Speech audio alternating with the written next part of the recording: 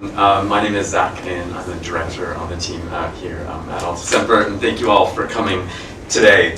By way of personal background, I am half American and half South African, and spent the past 10 or so years investing in consumer retail and healthcare businesses in Africa.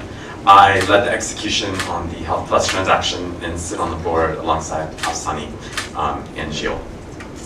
I had the distinct pleasure of meeting Buki about 18 months ago, and I can't tell you how inspired I've been by her kind of resilience, determination, and grit to build the largest pharmacy chain in Nigeria and one of the largest specialty retailers. In the Health Plus group, writing the playbook for retail in Nigeria. Right on. I think it's the nails, yes. I bring greetings from Health Plus people from Lagos. This is a shot from TGIF Volume 2 a couple of months ago. So my story, early years. I'm the 9th child of 33. Not from one mother. My father had 6 wives. But my mother raised her 3 daughters, all by herself. And growing up was pretty tough. We didn't always have what we wanted. We didn't even have some of the basics. And I remember my mother telling me that at age 8, when I couldn't have ice cream, I put my hands on my waist and I said, when I grow up, I'm going to have a lot of money.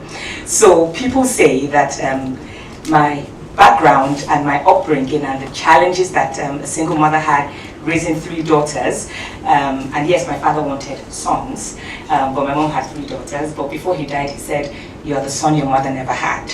This was in 2009. So I think that's part of what, who I am today. I'm a product of my childhood upbringing. I'm a product of my passion for learning and my quest for excellence. And I'm very inquisitive and pretty competitive. And all of these, are probably the reasons why we have this very audacious vision for Health Plus. My education, I studied pharmacy. I have a Bachelor of Pharmacy and I graduated in 1992 with the best result of any students across all the 6 disciplines on the medical campus. And that was pretty impressive. I got 5 awards. Then in the year 2000, I did an MBA at the University of Lagos. So pretty much, you know how it is, know thyself. I knew I wasn't really into the clinicals aspect of pharmacy. I preferred business. In the year 2005, I went for the owner management program at the Lagos Business School. And that's the best business school in Nigeria. 2017, my 10-year dream came true when I attended Harvard Business School for the owner president management program. And more recently this year, I attended Women on Boards at the IE Business School in Madrid. Work experience. If you study pharmacy, then you could be, you could exist in different aspects.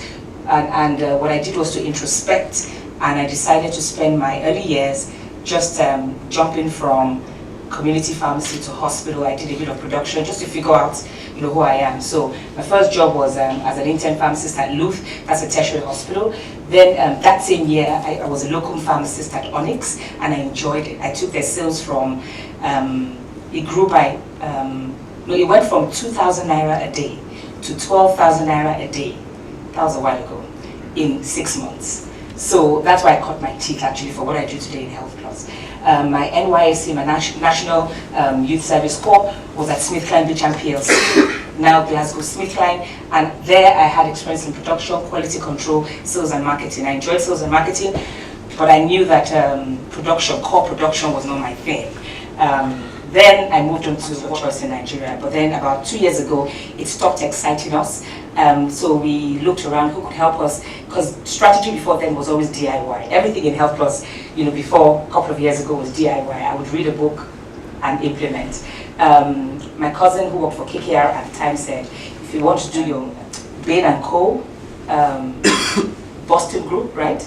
Boston Consulting Group, and I think A.T. Kearney, also that are very big in retail. I'm like, what? I mean, where do we begin? But I called all of them one by one. He assured me to call with confidence, and I did. And he says there will be chemistry. You would click with someone. And yes, we clicked with the McKinsey. We have 50 Health Plus branches and 30 Casabella branches.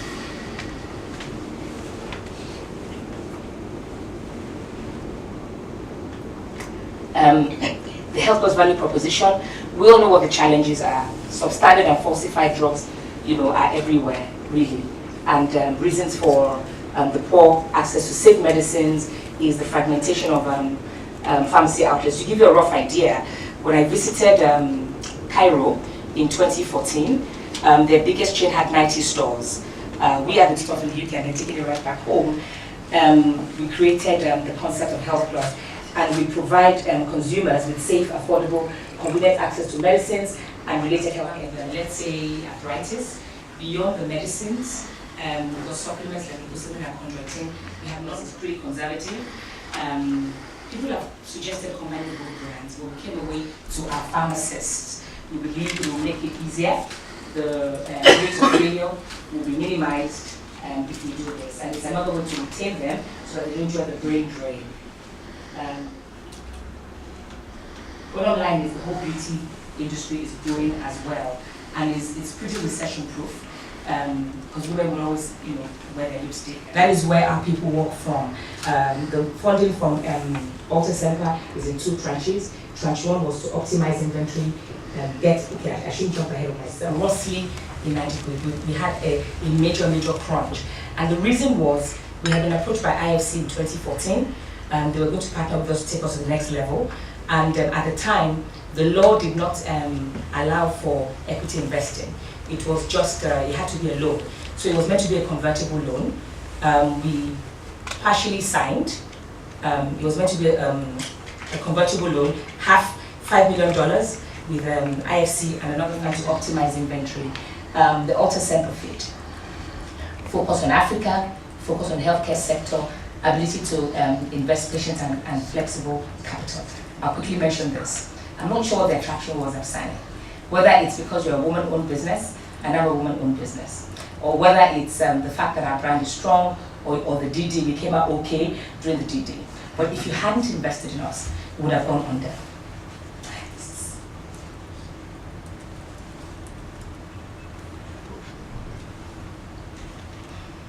$750 jobs.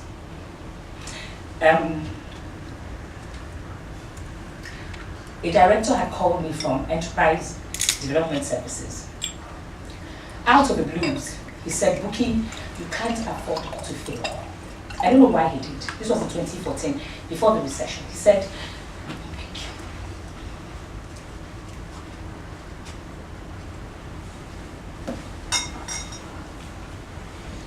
yeah.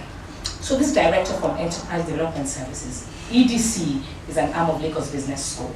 So they look after the SMEs.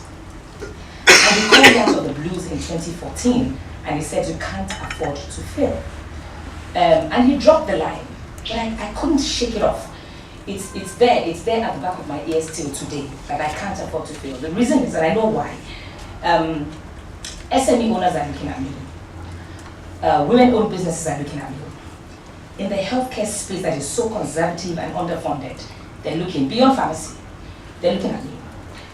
And so, when Alta Semper came, we were on the journey with other equity companies, but one by one they fell away. We were left with 2. Leapfrog, I was telling Dipo, he worked there, as well as, I think, Adenials, or some in Ghana. And in business school, they had said all private equity companies are sharks. So, sharks. However, some have big teeth, some have medium-sized teeth, and some have small teeth. And that we should look for the ones with small teeth. Well, I think Alta Semper, you have micro teeth. You're very thorough, you do a damn good job with what you do, but one of the prayers was that I wanted partners that I could have a decent relationship with. You know what I mean? Because in Nigeria at the time, several big private equity firms had fallen out with management. There were big issues. Nobody trusted them. And I prayed. I said, I want us to be friends. I know there will always be the healthy friction, of meeting EBITDA, what we call the EBITDA dance, etc., etc. But I wanted a great relationship, and I have a great relationship. They brought the chairman to our board. We have our first former board, and he's an incredible human being. Again, people were very suspicious when your partners bring the chairman on the board. is going to be very lopsided, but he's a very balanced human being. And thank you for coming into our lives, into Help Us. We save those many jobs. And yes, I can't afford to fail, we can't afford to fail, and we're making progress. I still got a text yesterday from a guy who said that when you are the first, it's really tough. Yes, we're making progress, and it's getting better every day.